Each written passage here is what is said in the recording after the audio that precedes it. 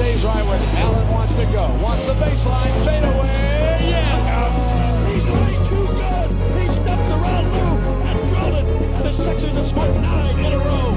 7 straight points by Iverson. Looked like he was out the ball. The Sixers by 4.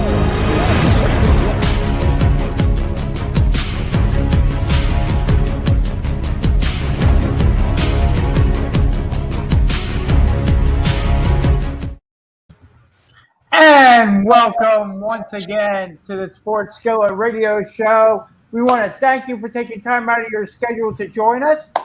We appreciate it as always. Reminder, if you miss any portion of the show, feel free to go back on our social media channels and rewatch it.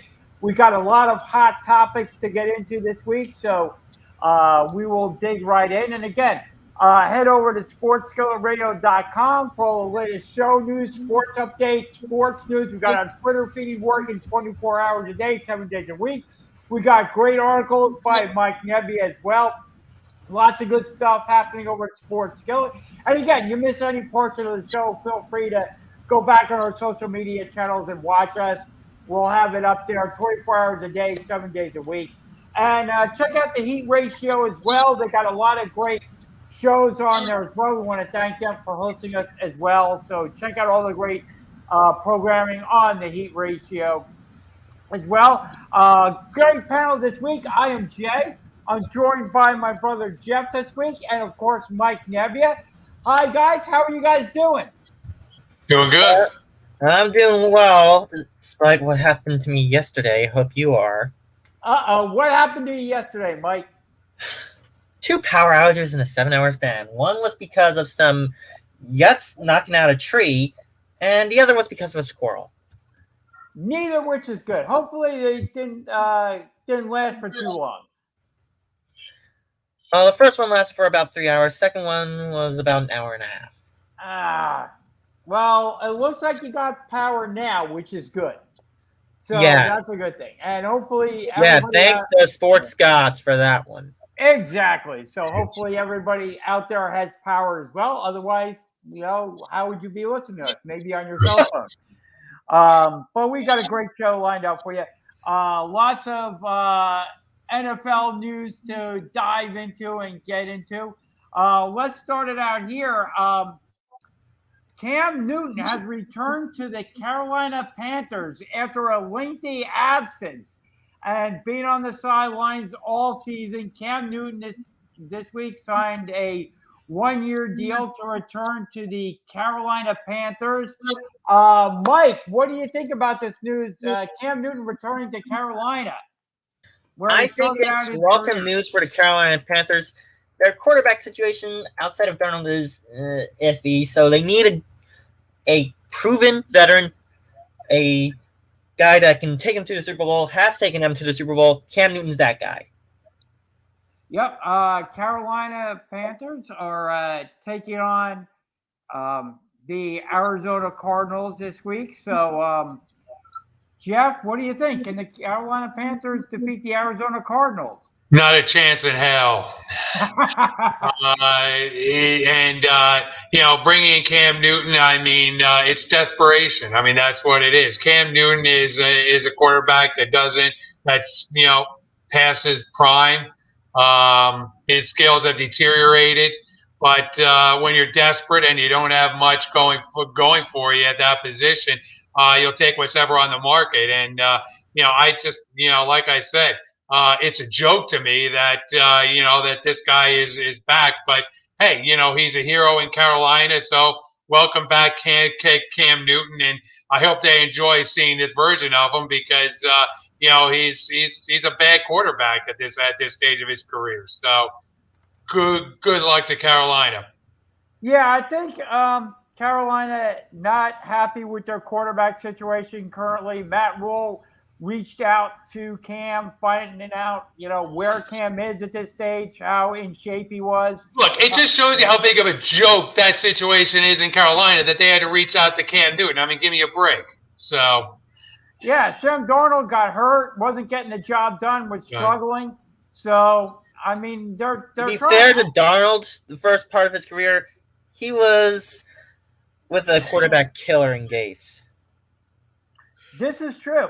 So you felt maybe, going to Carolina, having a better head coach in Matt Rule, maybe he could get something out of Sam Darnold, but we saw him struggling. He couldn't work with Belichick. So why would we feel that he's going to work back here in Carolina? So well, you're talking about a different offense, different head coach. Maybe Matt Rule will find something. I mean, this is basically it for Cam. And add to it, he had some impressive shoes to fill. This is the thing. I agree, Mike. This is the thing with Cam. This is his last shot, Jeff. Put up or no. How many shots? I mean, these quarterbacks just, it's like taking a car. It's like, okay, let's go to the garbage dump and pick up this quarterback and let's see what he has left in the tank. Okay, let's take this car with 10,000 miles, with 200,000 miles on it. Let's take it out for a spin and see how it runs. I mean, give me a break. Well, I will say he's got to be better than what they had with Sam Darnold. Which is not saying much for Darnold. No, and that's a lot because they have to figure out. They already picked up Sam Darnold's fifth-year option, which means next season they're stuck with him. They're stuck with him, paying him like $18 million, and you're not going to pay that for a backup quarterback. So if I don't know what they're going to do with Sam Darnold because are they going to try to trade him? What can they and if they're trying to trade him, who's going to pick him up after what he did with Matt Rule, struggling in that Matt Rule offense? I have no idea what they're going to do with Sam Darnold, especially if Cam Newton shows anything at all. They may be if he has anything at all. Yeah, exactly. But like I said, this is Cam Newton's Cam Newton, if he's going to be a starting quarterback in the NFL, this is his last shot. Because like you said, Jeff, he went to work with Belichick. That didn't work out. Now he's given another shot to come back to the team that drafted him. And the team that he led to the Super Bowl, only to get destroyed by Peyton Manning. Exactly. So if he's going to have a shot as a starting quarterback, this is going to be it. If he doesn't come through this year in the second half of the season, then he's going to be a backup at best in this league, if not totally done. So he's got a lot so Cam Newton has a lot to prove out there in Carolina. And I tend to agree with you, Jeff. I don't think Carolina is going to win this game against Arizona. I think they may put in a package of plays for Cam just to get him on the field and get him reacclimated to things because he hasn't played all year. But good. Arizona can lick their chops. Exactly. But again, Arizona's going to be without their starting quarterback as well. So that's going to take them down maybe a peg or two. It didn't take them down last week when they destroyed the 49ers. That's true. So, but again, anytime you're without your starting quarterback, it gives the other team a little bit of a shot. But the way Carolina's been operating, until they can get Cam fully acclimated to their offense, I don't give Carolina. I don't think Cam Newton is the answer. You keep saying, Cam Newton. Cam Newton is not the answer. Cam Newton is an old quarterback who can't get it done anymore. So, they're just trying. They're just trying to pull a thread here and go back to their past and say, let me go back to this legend that we had here in Carolina. Good luck. They're a bad team. I understand that, Jeff, but they have a decent defense. Their defense isn't all that bad. And they're trying, but this is a proven for Cam. This is Cam Newton saying they're not one of the elite teams in the NFC. Look, they're not Dallas, they're not Green Bay, they're not Arizona, they're not the Rams. Come on now. They're one of those other teams that's going to vie for that last playoff spot, that ridiculous additional playoff team, by the way, that the NFL has put forward to try and get more money. Like that league needs more money, but hell, okay, fine. So you want to put a bad team into the playoffs, go right ahead, which is what they're going to do. Well, we said that about the NL East this year, Jeff. You never know what can happen once you make the playoffs. I think it would be an extreme shock to see any team go out there and actually get through and run that gauntlet over that guy because there's such a discrepancy in the NFC this season. So, well, this is true. This is true. I mean, I will say that. We also have Aaron Rodgers returning to action this week. Did he take a shot? No, he did not. But he tested. but he tested negative, so he's eligible to come back. So we're going to have a good matchup between him and the Seattle Seahawks quarterback, Russell Wilson, this week. So, Mike, how do you see that game playing out? That's going to be a Green Bay win. I'm taking Green Bay in the points, despite Aaron Rodgers not taking the vaccine. I would have just laid down the law. Take the vaccine or don't play. I don't care. I would love that. I would love to see that. Unfortunately, with what I would have been a harsh commissioner on this one. As commissioner, you got to lay down the law. But you don't have. But Roger Goodell can't do that unilaterally. He has to negotiate that with the NFLPA, Players Association. Blasted unions. Exactly. So what do you want? No football? The union going out on strike saying, no, Mike, you can't do that. We're going out on strike. No, you can't do that. I mean, I would like to see the NFL 100% fully vaccinated myself, but unfortunately, in this country, you have that free will. People can decide whether or not they want to get a shot. But to the NFL's credit, they did put in all these protocols that make it extremely tough on players that do not get vaccinated, and how they have to live their life and what they have to go through in order to maintain their active status on the rosters. So they did make life. So through the agreement they negotiated with the Players Association, they did make it extremely tough for unvaccinated players, such as Aaron Rodgers now and Carson Wentz, to maintain their unvaccinated status.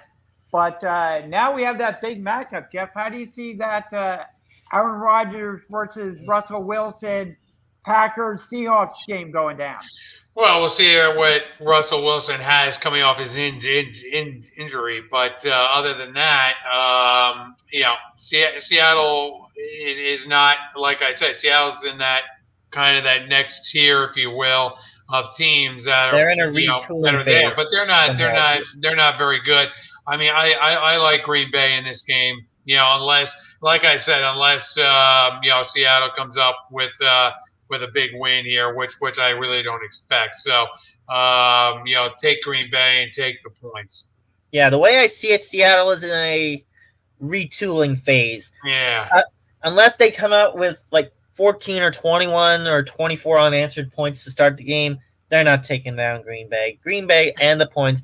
What's the bet? Especially since when you look at it, Mike, that Green Bay is going to be pissed coming off of last week's loss. So you know that Aaron Rodgers want to get back on the winning note. Okay, the spread is Green Bay -3. I'm taking Green Bay -3. Yeah. And the under. Yeah, I would take Green Bay as well in this one. Like you said, are you going with the over or the under? I'll take Green Bay -3. In this one. So Green Bay and the points, over or under 49.5? Under. I would say under in this one. I think it's gonna probably be a pretty close game, but I would go under in this one. We don't know just what like Jeff pointed out, Russell Wilson coming back off an injury. We don't know what he's going to be like. Aaron Rodgers didn't have an injury; he just had COVID, but. Again, with COVID, we have seen some players, especially in Major League Baseball. I've noticed that it takes them a little bit of time coming off of COVID to get their strength back again. They come back a little bit slower than they used to be, maybe a tick or two off, a little bit sluggish. So I'm going to watch Aaron Rodgers and see if he's at all sluggish in this one. By the way, Jeff Scott chimed in, heard vaccine debate, too much controversy there. When should take the vaccine might help him not injure himself all the time. That's a good point. Ouch. Well, I mean, Wentz hasn't. Well, I can't say that he was hurt. Wentz was hurt in the preseason, but so far since he's been playing, hasn't gone out due to injury yet. It's like every other season, Wentz goes out with an injury. Yes. This is like that way in Philadelphia. It'll probably be like that in Indy. Very true. It could be a pattern. It's a pattern I've noticed. Yeah, and I'm not going to argue it, but we just have to get Wentz through a couple more weeks for the Eagles to get that first round draft pick. And I do, and Jeff Scott just chimed in again, give it time. Yeah, I mean, you could be exactly right, Jeff Scott. Wentz has gotten hurt. We just need, as an Eagle fan, we just need to get Wentz through a few more games so that the Eagles can get that coveted first-round draft pick off the Indianapolis Colts and make Philadelphia a little bit happier over the trade to the Wentz trade to Indianapolis and coming away with 3 first-round draft picks. Yeah, but here's the thing, Jay. What do the Eagles ever do with draft picks? They don't draft very well. I mean, even Mike will tell you, hey, you can have all the draft picks in the world, but you got to draft the right players. You got to draft the right person now, otherwise those draft picks won't pan out. Right. Daniel Jones. Yeah, very true. I agree. How did you take Daniel Jones when Josh Allen was still on the board? Well, I guess the way the Giants looked at it at the time was Dwayne Haskins was still on the board, and you took Daniel Jones. Well, the at the time, what is wrong with you, Dave Gettleman? Gettleman was looking for a replacement for Eli, so they went out and they got a carbon copy of Eli. The general manager of the Giants was looking for a replacement for himself in a little while if this thing keeps going the way it's going for the Giants. This is true. How do you might as well just get the Wilpons? I mean, what happened? I mean, I got to ask this. What happened to the Mariners? I mean, what happened here? I mean, this was an organization that was like a rock-solid organization. Now it's one of the jokes of the NFL. It's really is. The NFL minus Cohen. I would say they're worse than the Mets. I mean, the Mets. Yes. It's Wilpon. Well, nobody can be worse than the Mets, Jay. I mean, at least the Giants have a general manager. So. Well, that's true. It's Wilpon era Mets. Yeah. And anytime I can make a crack about the Wilpons, I will make a crack about the Wilpons. Yes, I hate them. Yes, you do. But Mike, you're gonna hate Steve Cohen in a little while. I'll tell you that, because right now Steve Cohen is driving the Mets right off a cliff. No, that hate is more towards Alderson than Cohen. No! This stops at Cohen. I mean, this disaster and I don't mean to turn the conversation to baseball, but just to get into that, I mean, you're talking about a disaster upon a disaster. I mean, you got the GM meetings that already went off here, Mike. You got things that are happening here, and you got you got your owner, this billionaire owner, sitting at a table, and nobody's around him except for one guy, Sandy Alderson. Congratulations. Alderson's trying to get his son into one of the top positions. Oh, congratulations. Now you got nepotism in the organization. Exactly. Now. It's a scourge in business, and it burned my mom years ago. Yeah. And here's the other thing. Like you said, Jeff, they don't have a president of baseball ops, they don't have a general manager, and they don't have a manager. And here's what's even worse about all that is we got December 1st right around the corner, not that far away. We have, we're halfway through the month of November. Once December 1st hits, that is the end of the basic agreement, or the agreement between the owners and the players. And once that happens, you're talking about either a strike or a lockout at that point. So what happens if the Mets don't have these guys in place? You don't have a GM, you don't have a president, you don't have a manager. December 1st rolls around, and we get locked out. and you get locked out, boom. That means you're not you really can't conduct a whole lot of business at that point. Nope. So this is NHL 2004 all over again. So where does that leave the New York Mets? Because they're going to want to ramp things, because if there is a strike and a lockout, and quite frankly, I believe there will be a work stoppage, because the two sides absolutely despise each other. They're going to want to ramp things up really fast once everything is figured out and they get a new agreement signed. The Mets are going to be behind the eight ball, having to hire all these guys for these positions. I mean, how can you fill the team if you don't have a manager? And how can you hire a manager? And what are you going to do? Hire a manager without a GM? I mean, that's crazy. You want to have the GM in place to hire his guy, and bring his guy in there. I mean, the Mets are in a really bad place, managerial-wise, front office-wise, at this point. It's like we're reverting back to Wilpon era, and it's all Alderson's fault. No one wants to work for Alderson. No. No. Look, it stinks from the head down, Mike. It goes from the head down. So this is Cohen. This is Steve Cohen. If you say it's Alderson's fault, okay, Mike, if you say it's Alderson's fault, shouldn't Alderson be removed? He should have been removed a long time ago. Okay. Now we're getting somewhere. Who's the one person that can remove him? Steve Cohen. Cohen should have removed him after the season. And that's exactly why Jeff and I are saying it. The buck stopped with Steve Cohen. Because he should have said, Sandy, you served your purpose. You got me the New York Mets. You and your son are done. Exactly. And get him and get Alderson out of the way. And then maybe you get some of these guys that the Mets have been talking to. You get Raquel Ferreira or Dayton Moore from Kansas City as your GM. You probably, without Alderson, you more than likely will get Billy Beane from Oakland and Bob Melvin as your manager.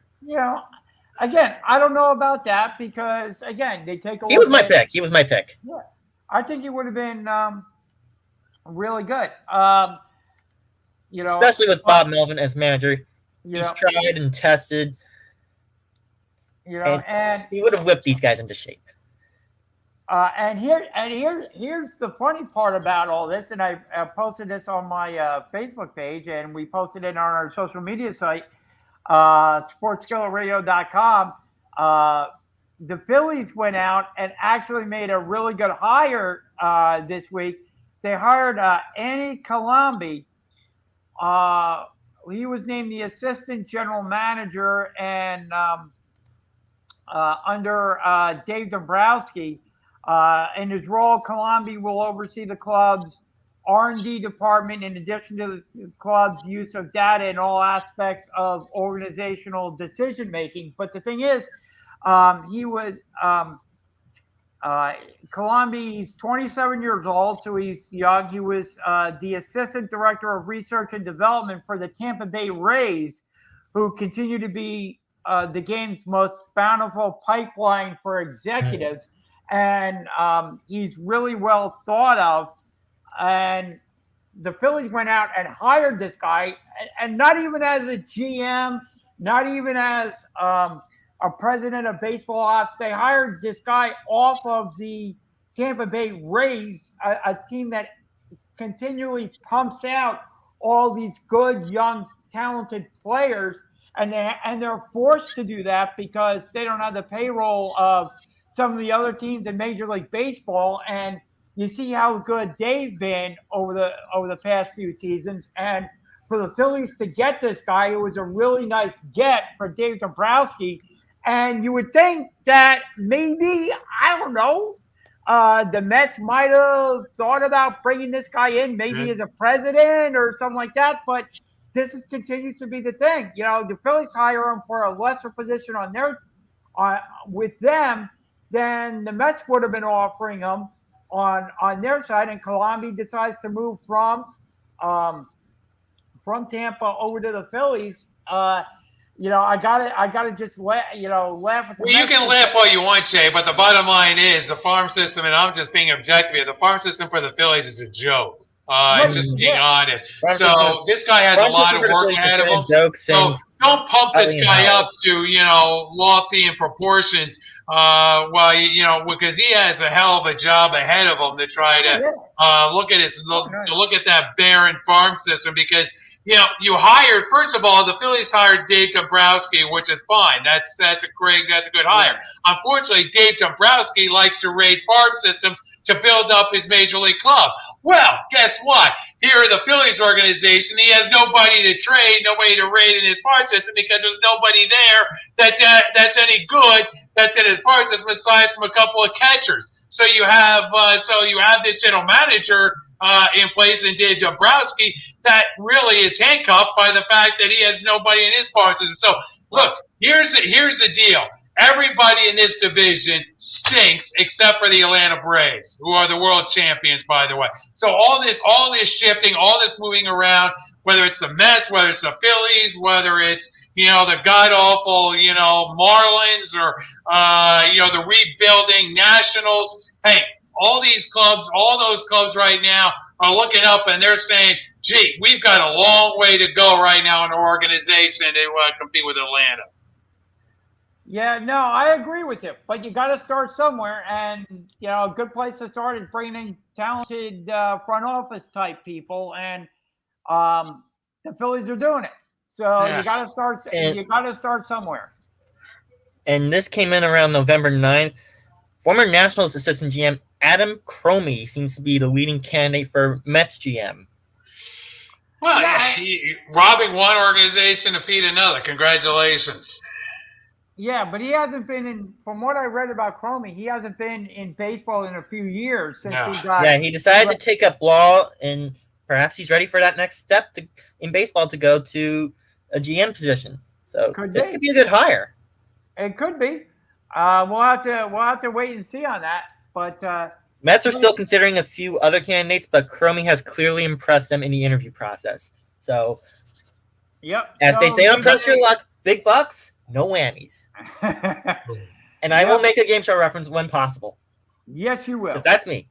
Yep, absolutely. So, getting back to the getting back to NFL now. Yep. After that, we had Jeff. We had Odell Beckham Jr. choosing the LA Rams over some other teams like the Green Bay Packers, maybe the New Orleans Saints, maybe some other teams in there. Do you think it's a good fit for Odell? Well, I think it's a necessity right now since, Isaac Bruce tore his ACL. No. Yeah, that season ending. So, so they were lucky that they actually got him. And, of course, they're going to beat the 49ers this week. I mean, they could beat the 49ers with one hand tied behind their back. I'm disgusted with this, with this 40. I mean, I don't know what's going on with the 49ers, to be quite honest. But as far as the Rams go, he's going to fit. He'll fit right in there. I'm sure Stafford will, get him up to speed and get him into that offense, and he'll be catching some touchdowns before long. What bothers me is this is a loss for the Giants. I thought the New York Giants could actually use Odell Beckham, to be quite honest. They need everything. He would have been a good fit there to bring back into that organization, and would have given them a weapon. But another it's another move that they didn't decide to make. He goes out to LA right now, and that's that just based upon what happened, obviously to Brute, this is going to be you look at that and it's just the timing of that couldn't have been better for the Rams, to be quite honest. Yeah, what did you think about the signing, Mike? I think it was a good signing by the LA Rams. They needed a new top target since Matt Stafford's current top target is out with the ACL injury, which I believe is season ending. No matter when the season. Robert Woods. Yeah, Yep. Woods is out Robert with an ACL. Woods, not Isaac Bruce. Yeah, Robert Woods. Excuse me. Woods is out with an ACL. That's season ending. So they need a big time threat. Beckham Jr. is that threat. Now it's a matter of, can he just calm down and not be a diva?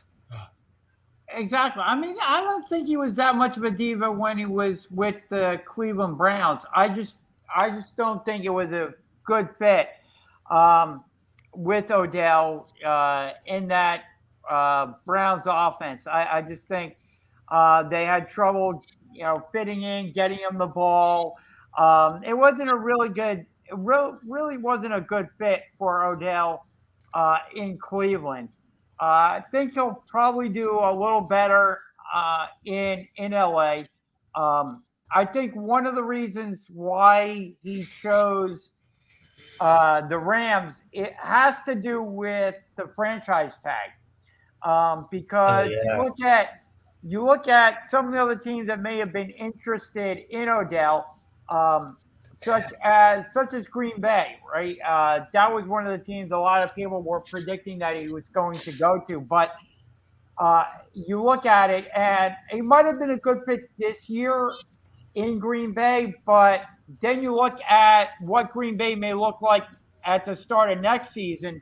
You could have Devontae Adams gone. You could have Aaron Rodgers gone. Who knows who else may be gone. And then Green Bay could turn around and tag Odell and use a franchise tag on Odell. And then Odell's stuck there for the 2022-23 season with nobody else on the team. And it's, and Love throwing him the ball.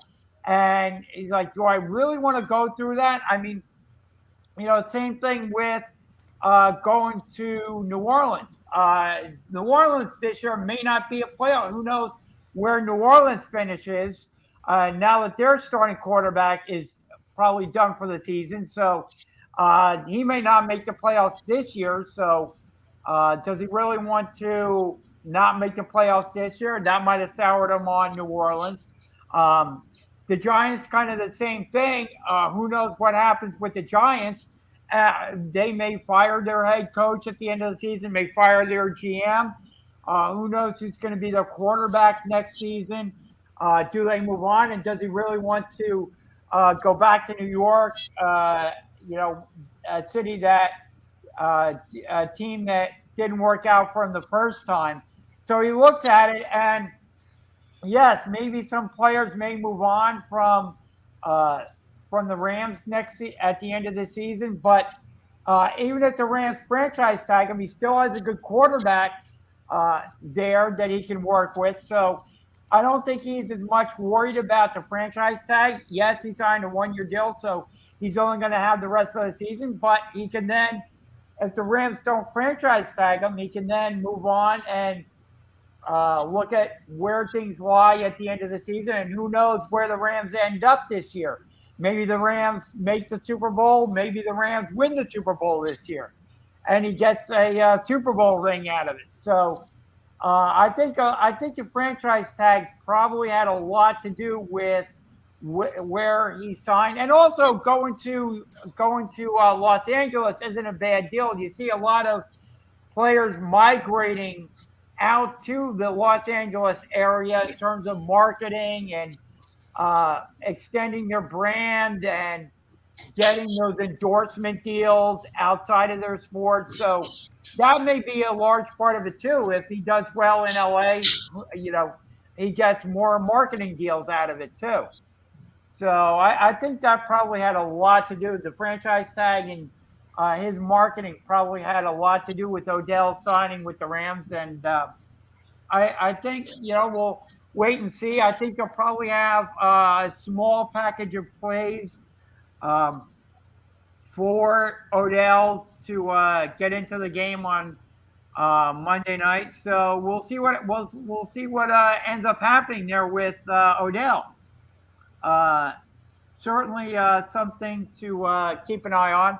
Another thing to keep an eye on is the Steelers are going to be without Big Ben Roethlisberger this week. They are playing the Detroit Lions. Jeff, do you think Detroit can beat Pittsburgh without Big Ben on the field? Not a chance. I mean, they have hope, but the bottom line is no. I don't think that Detroit, based upon their recent games or recent effort, that team is packed it in. That team is a complete joke. I mean, let's be honest. I mean, you have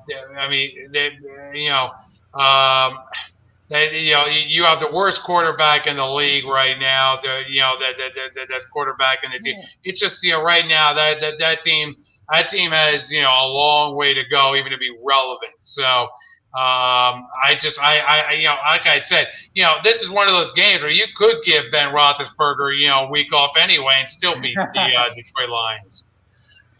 Yeah. What do you think, Mike? Yeah, this is going to be a curb stomp for Pittsburgh. I'm taking the Steelers and the points in this one, and I'm going to go with the under. Gotcha. All right, I'm going to go with the Steelers too. I think T.J. Watt is going to rally the defense for the Pittsburgh Steelers. A lot is going to be put on the Steelers defense to kind of go out and win this game for them, but certainly without Ben Roethlisberger, it's a little more difficult for the Pittsburgh Steelers. Well, you're talking about the Lions, Jay. You're talking about the Lions, Jay, who the Eagles beat by 40 points. I mean, come on. The team's quit. I do, but it gives the Lions a better shot at winning the game without Ben in there. Maybe not much of a shot, but it gives them a better shot. Put it this way, I bench Roethlisberger in this game because you know what? Yeah, I could. If I'm the Steelers, I'm looking at this, and I'm Mike Tomlin, and I'm the head coach of Pittsburgh. Yeah, you know what? He may be out with COVID, but just as well because this is a game where you don't want Ben Roethlisberger in there, and you could probably still win this game without him.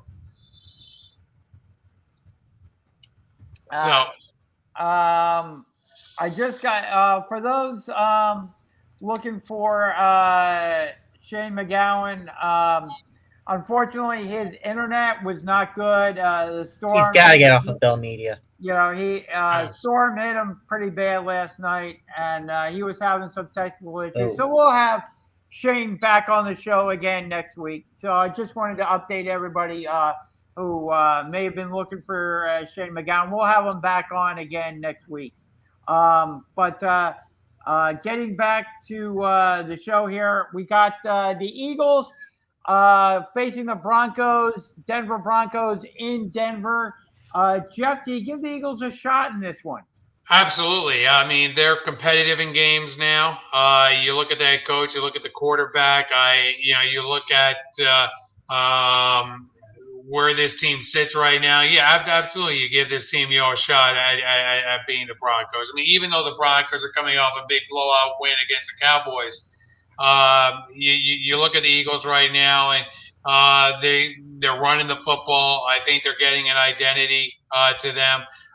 Injuries may play a factor in this game. Obviously, it's going to be a close game out in Denver. Probably a field goal will decide this game in the fourth quarter. It'll be a lot like last week's game. But, I can see the Eagles, being in this game late and having a chance to pull it out. Doesn't mean they're going to win because it's very hard to win, a game in Denver, obviously. But at the same time, like I said, the Eagles are getting more competitive in these games. So we'll see. We'll see what we'll see what happens in this game. But definitely, I can see the Eagles, vulturing this game. The one thing I will say about it is the Eagles tend to turn quarterbacks, I don't care who they are, into all-stars, all-pros. Their defense has allowed opposing quarterbacks over an 80% completion percentage. This season, their defense has been pretty much a joke all season in terms of allowing quarterbacks to march down the field. And literally, the Eagles should have won the game, if not competed a little bit more last week. before dropping to 3-6.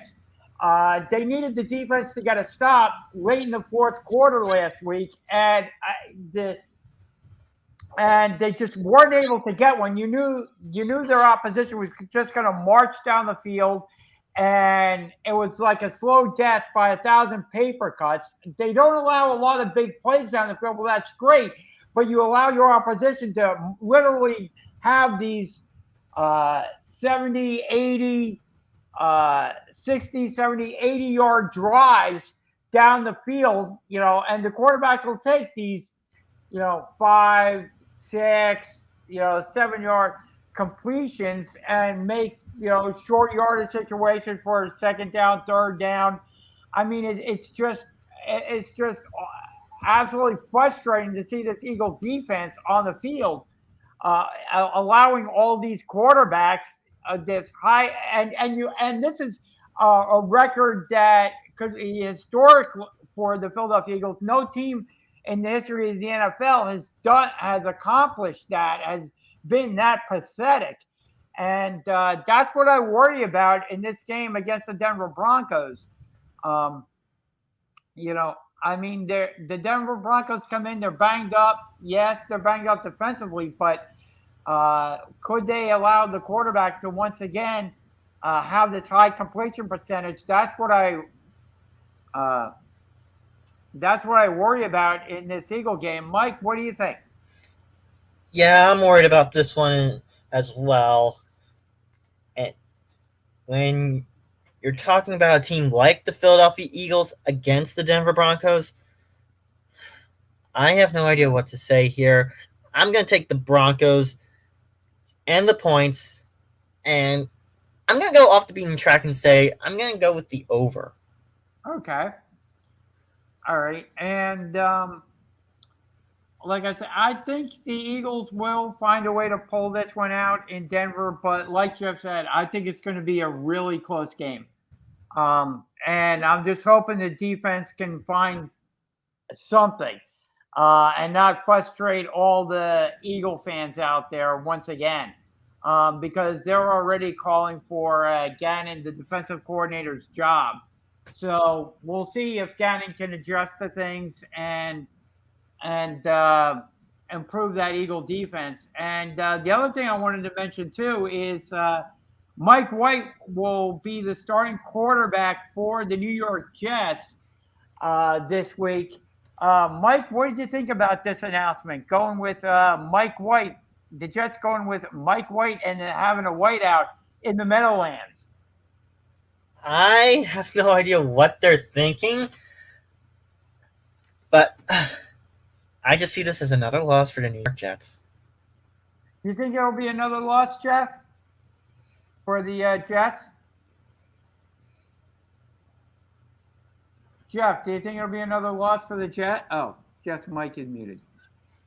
Hold on, Jeff. Your mic is muted. Of course they're going to lose. Of course they're going to lose. They're playing the Bills. I mean, that. So of course they're going to lose. They're the New York Football Jets. Trip over themselves trying to get into the stadium. Yeah, I kind of agree with that. I'm hoping that Mike White can show something because the Jets right now are struggling. They've got quarterback controversy. Could be what else is new on the horizon for them.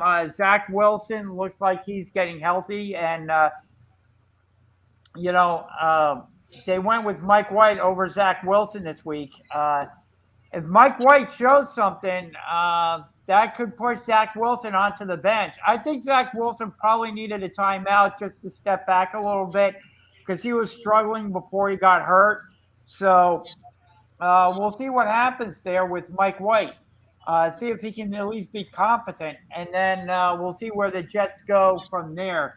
But like you guys said, I'm going with the Bills in this one, and so I will go with the Bills as well. And the other little bit of news I wanted to bring up during the broadcast is we have Jon Gruden now suing the NFL and Roger Goodell, saying that he was targeted in the release of the emails Not saying that he didn't send them, didn't write them, but he was saying that the NFL and Roger Goodell were judicious in releasing just his portion of the emails and not the full gauntlet of the emails that they have in their possession. That was kind of targeted. This could lead to a big thing with the NFL that I think we should keep an eye on, because the NFL doesn't want to release that voluminous amount of emails that they currently have in their possession. This could be a big thing for the NFL if Gruden is able to get Gruden and his law firm are able to get the NFL to have to release those emails. Well, it'll be interesting. I mean, we'll have to see how this plays out, where this goes, and how the NFL kind of plays this. But the fact that you have Jon Gruden suing the NFL and going that route. I mean, look at it this way. I mean, the NFL can afford to spend, if they want to, and they really want to hide the emails and want to do it. They'll spend billions. They'll have hundreds of thousands of lawyers on their side if that's what they have to do, because I mean, this is a billion-trillion-dollar industry that's there. So what you're looking at right now is if they really want to go to war against Jon Gruden will be totally, completely overmatched, because they'll spend 10, 20, 50 times what Jon Gruden will spend to keep this thing hidden, if that's what they want to do. If they're not able to do it, then the league is in a lot of trouble. I mean, that's really the bottom line on this. But based upon what the league has done so far and how they've stonewalled so far, you can expect the NFL to probably go to war here against Jon Gruden and try and hire, 500, 600 lawyers to go against Jon Gruden. This is not a good deal for Jon Gruden in my mind. The way I look at it is Jon Gruden basically has nothing to lose at this point. Right? He has money to lose. He's spending for lawyers. Well, yeah, but he's been well paid by the Raiders, by ESPN. I mean, he's got money. I don't think him spending money is an issue, and he has nothing to lose, because he's not going to get hired within the NFL circles as a head coach again. Right, so throw a dart against the board and see if it sticks. I mean, go ahead and do it. I mean, what the hell? But yeah, but the NFL could have a ton to lose if these emails get released. Well, that's the point. That's why the NFL, if they want to do it, Jay, will spend hundreds of millions of dollars if they have to keep it hidden. And get and settle out of court with Jon Gruden. Exactly. But if Gruden's lawyers are able to maybe get to the discovery phase and get those emails out there, who knows how bad this could be for the NFL. And Bruce Snape chimes in, "Let's go Raiders." Yeah, okay. Raiders. Yeah. And I cannot do Chris Berman. I'm sorry. He's got this big, booming, gravelly voice that I just cannot replicate for the life of me. But what do you think, Mike? This could be a big thing for the NFL if these emails come out. Because I do, my feeling is you can't tell me that with 400 and whatever thousand emails that 450,000 emails. Last time of writing. You can't tell me if Jon Gruden was relaxed and forward enough to use the terminology that he did in his emails. You can't tell me that he was the only one that felt comfortable enough to use that kind of terminology. There had to be others within the GM or ownership or sponsorship circles that were using the same terminology in their emails as well. So, there's got to be others in there as well that the NFL just doesn't want to release. And this could be this could be a bombshell if Gruden is able to get to those emails and have those released. What do you think? This is a big bomb. This is going to be a big bombshell, a bigger bombshell than Spygate and Watergate combined. And if you've got nothing to hide, why try to hide it? That's what I say. This is worse than Watergate. Yep. And you got the Washington cheerleaders as well, trying to get those emails released. Like I said, this could be a big thing for for the cheerleaders NFL. trying to get to those emails. There's a dark side to NFL cheerleading, and if those cheerleaders get to those emails, it could expose everything about NFL cheerleading as well. Exactly. So I think this could be a big lawsuit to keep our eyes on.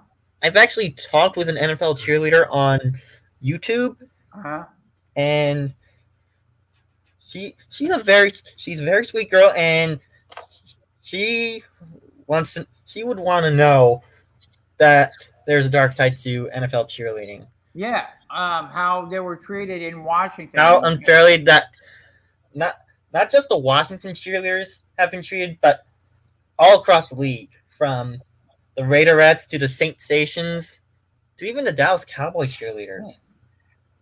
Yeah, exactly. So this could be something to really keep our eyes on going forward. Speaking of the Las Vegas Raiders, they're going to be in Kansas City to take on the Chiefs. Jeff, do you give the Raiders a shot to win this one? Of course. I think the Raiders can win this game because, you look at the Chiefs right now, they're not nearly the team that everybody really expected them to be when the season started. So you just wonder, I say this, what's up, with the Kansas City Chiefs? I have no idea.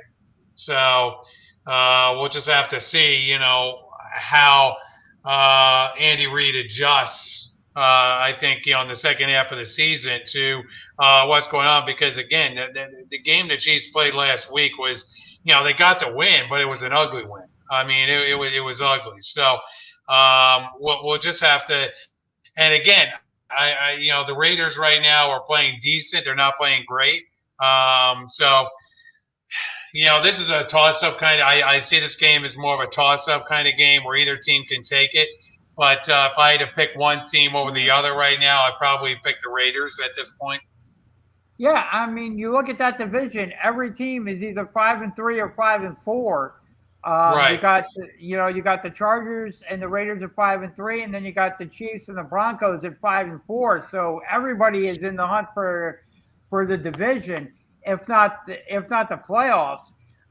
So big game out there between the Raiders and the Kansas City Chiefs. The Chiefs right now are 0-1 in the division, by the way.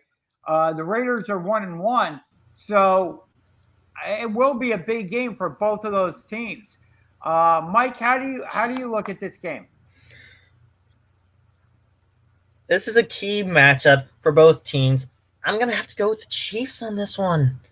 The Chiefs need this victory to stay alive in the AFC West. I'm going to have to go with the Chiefs, the points, and the over. I am going with the Raiders in this one. I think just because I have not been impressed with the Chiefs' defense at all, and the Derek Carr has been playing at a higher level than he was a year ago. Raiders have a really good pass rush. I know you have Patrick Mahomes on the offensive side of the ball for the Chiefs, and he can make all these unbelievable plays that just about no other quarterback can make. But again, he hasn't really been making them. He's been turning the ball over this year, and they're not the same Chiefs that they were last year or the year before that. So I'm going to go with the Las Vegas Raiders, even though they are playing in Kansas City. I'm going to go with the Raiders in this one. So as we wrap up our discussion on the NFL, is there any story that I may have missed, guys, that you wanted to talk about? I got... any story that you may have missed?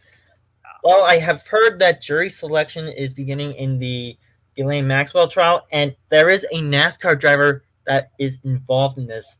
The infamous wreck magnate Brian Vickers and his wife are apparently involved in the Maxwell dealings, and if Maxwell starts squawking, we could be hearing Brian Vickers and his wife in the news for all the wrong reasons again.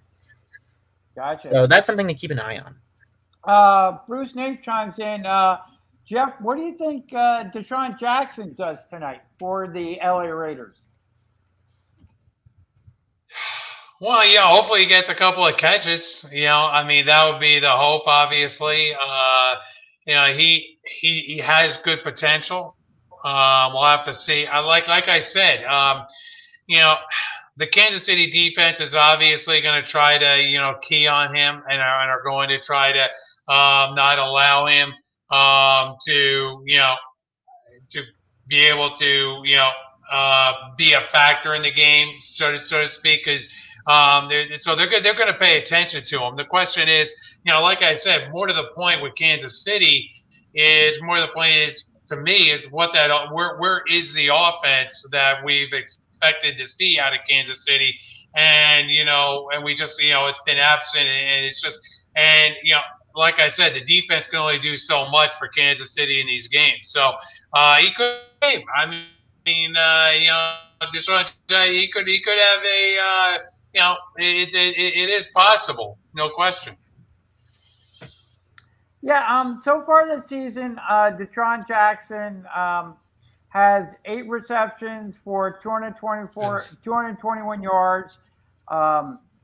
Longest reception is a 75-yarder. He has 1 TD on the season. He's averaging, because of some of his receptions, he's averaging 27.6 yards. He's a home run hitter. Yeah. And I do think he'll be able to get into the game, and I do think he can affect the game, because you have to. One thing about Deshaun Jackson is you have to account for him on the field, and he can take the top off of a defense, no doubt about it. I mean, he wasn't really used as effectively with the Rams as he could have been. I mean, you look at it, September 12th, he had 2 receptions for 21 yards. No reception October 24th. October 7th, 1. Yeah, he was basically a non-factor. Yeah. Non-factor, but I think he will be more of a factor out in Vegas with the Raiders. So I do think he can get a couple of receptions, because I do think they will take advantage of his speed and playmaking ability more than the Rams did. So, well, you got to be able to get the ball downfield. I mean, he's a home run hitter. I mean, that's what he is. So you try and get the ball deep to him, and you see what he can do. But like I said, I don't know how much he has really left in the tank. So we have to see how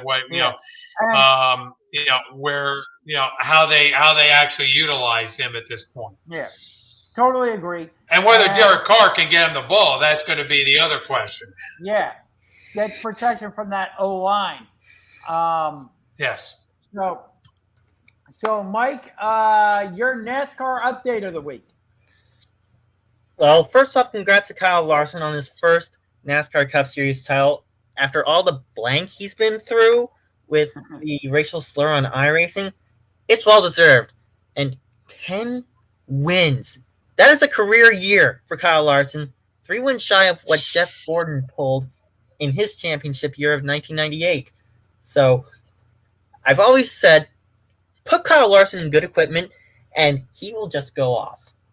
I would not have imagined this season if he was in Hendrick equipment in like 2014 or 2015. But Hendrick equipment in 2021 with the driver lineup that they have now, headed by Chase Elliott and Alex Bowman the showman as he's called, they're set for the next 10 to 15 years. And as I mentioned before, Brian Vickers could be in a lot of hot water within the next couple of weeks. So keep your eyes on the Maxwell trial once it starts up. If she starts squawking about Vickers and his wife, no one's going to trust Brian Vickers ever again. Gotcha. Just because when we do this on occasion, I have my WWE AEW update for. Well, I am useless when it comes to wrestling, so I'll mute myself for now. Okay. We had AEW Full Gear last night. Very good card. So just to go over a couple of results here. If you did not see it, we had Bryan Danielson versus Miro, and we had Bryan Danielson getting the win, getting Miro to tap out. Miro is for those who don't know, Miro is the former Rusev in the WWE. So congrats to Bryan Danielson for getting the win there. We also have a new, I believe, let me bring this up here. So I believe we have,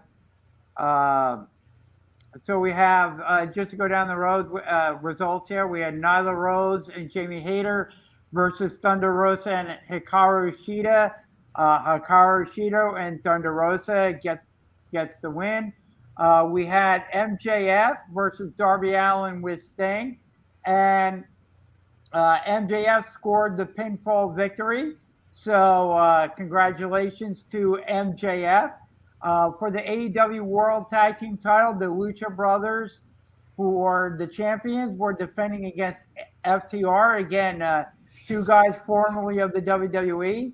The winner is still AEW World Tag Team Champions, the Lucha Brothers. So good thing for AEW for keeping the belt on the Lucha Brothers. I think they are an outstanding tag team within AEW. So we had another good tag team match.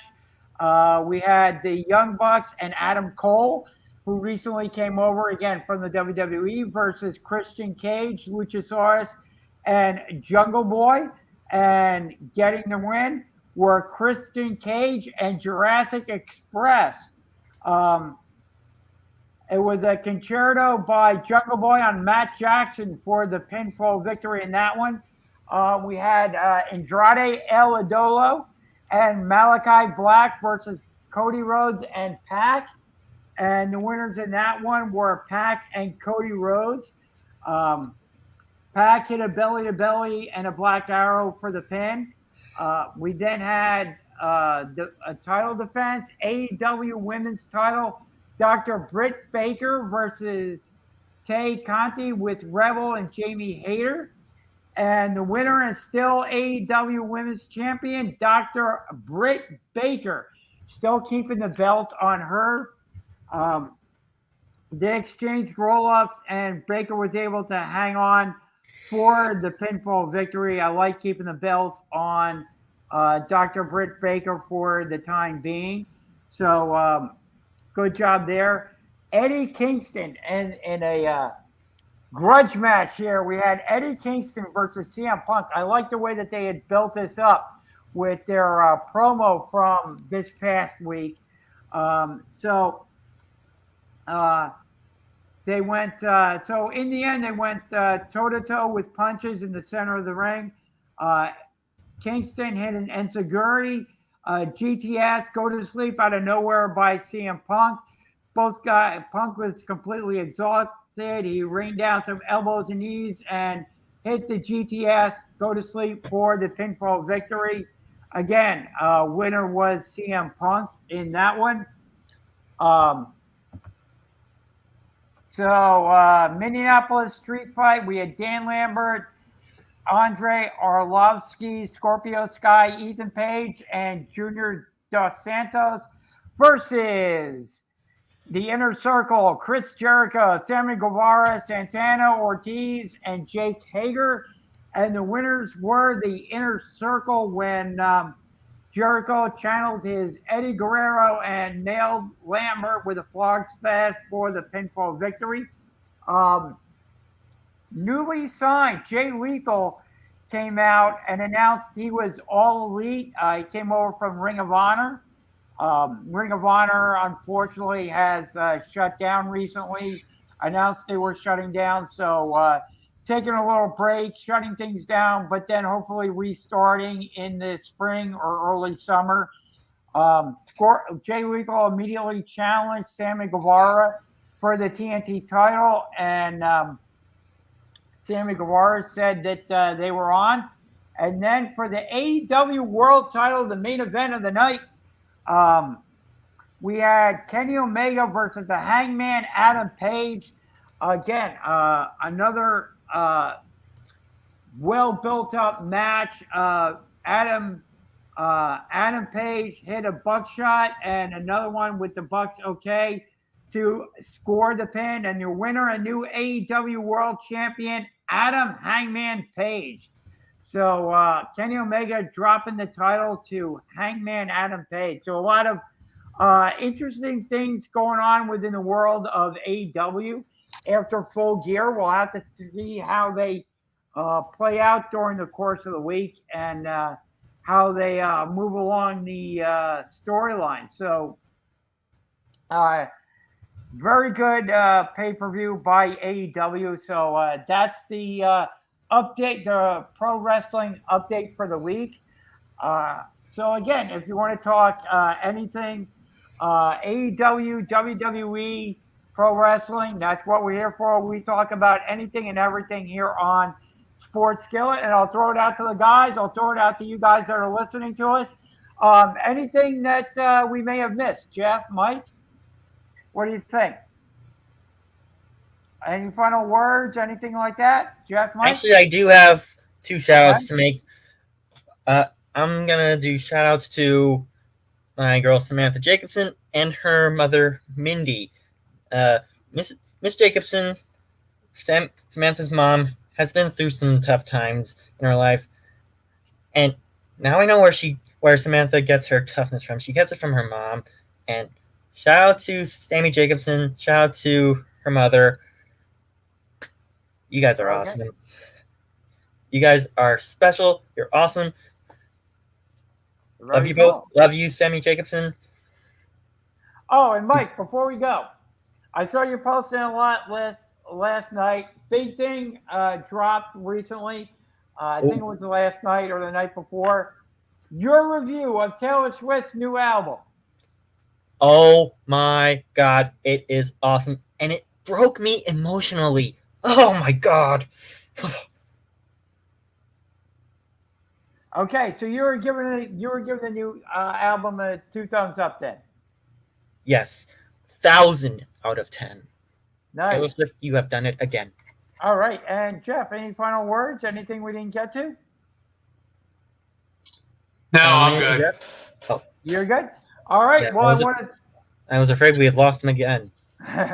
Nope. I want to thank everybody for tuning in. Reminder: head over to sportsskilletradio.com. Comment on our social media. Anything you would like to hear us discuss, talk about, we are open here on Sports Skillet. Enjoy the Sunday afternoon, Sunday night, Monday night games within the NFL. Again, give us a like, a follow, a share. Let everybody know about the Sports Skillet radio show. We do it every week. Sometimes we may even pop up during the week. Thanks again to the Heat Ratio for hosting us as well. Lots of good shows going on over there as well. Good hockey coverage, a lot of good fantasy sports. So definitely check out sportsskilletradio.com, the Heat Ratio. Lots of good shows there. And like, follow, and share. And we will see everybody again next week. Have a great week, everybody. Enjoy the sports. And we'll be back again next week.